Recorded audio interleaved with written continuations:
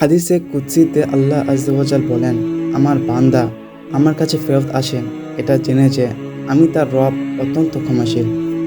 সে একটি পাপ কাজ করে ফেলেছে, সে আমার কাছে আসে এবং বলে, ওহ আল্লাহ, আমার সৃষ্টিকর্তা, আমি পাপ করে ফেলেছি, আমাকে ক্ষমা করে দাও।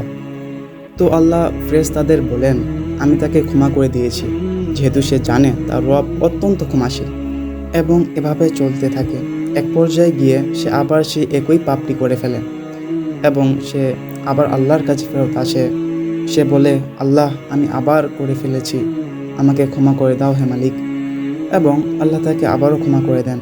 কিন্তু লোকটি পুনরায় সে পাপ কাজটি করে ফেলে এবং তারপর আবারও, আবারও, আবারও এবং আবারও। কিন্তু সে বারবার আল্লাহর কাছে ফেরত আসে এবং আল্লাহ এই লোকটির দিকে দেখে হাসেন এবং আল্লাহ ফেরেশতাদের বলেন, দেখো আমার বান্দাকে, সে জানে যে সে পাপী এবং সে জানে যে তার একজন রব রয়েছে এবং সে জানে যে তার রব অত্যন্ত ক্ষমাশীল। ফেরেশতারা, তোমরা সাক্ষী থাকো, আমি তাকে ক্ষমা করে দিয়েছি, সে যাই করুক না কেন।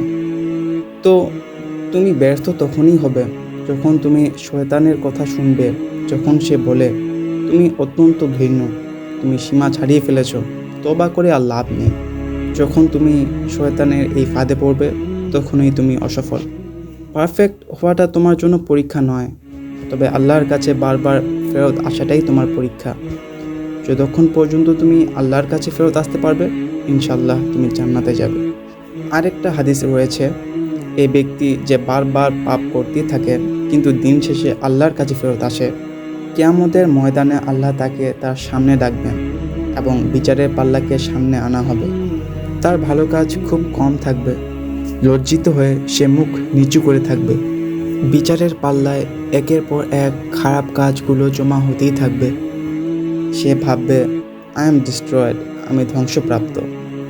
সে কান্নায় আল্লাহর কাছে ভেঙে পড়বে। সে বলবে, ওহ আল্লাহ, তাকাও আমার দিকে, দেখো আজ আমি ধ্বংসপ্রাপ্ত, আজকে আমার জন্য কি কোনো ক্ষমা নেই? এবং আল্লাহ বলবেন, আমার রহমতের ফলেই তো তুমি আজ আমার সামনে দাঁড়িয়ে, আর আমি দুনিয়াতে তোমার পাপগুলোকে গোপন রেখেছিলাম এবং আমি আজকেও তোমার পাপগুলোকে গোপন রাখলাম। যাও আমার বান্দা, তোমাকে আমি ক্ষমা করে দিলাম, এন্টার মাই প্যারাডাইস, আমার জান্নাতে প্রবেশ করো। তাই কখনো হতাশ হওয়া যাবে না। আল্লাহ চির ক্ষমাশীল এবং তিনি নিশ্চয়ই তোমাকে ক্ষমা করে দিবেন।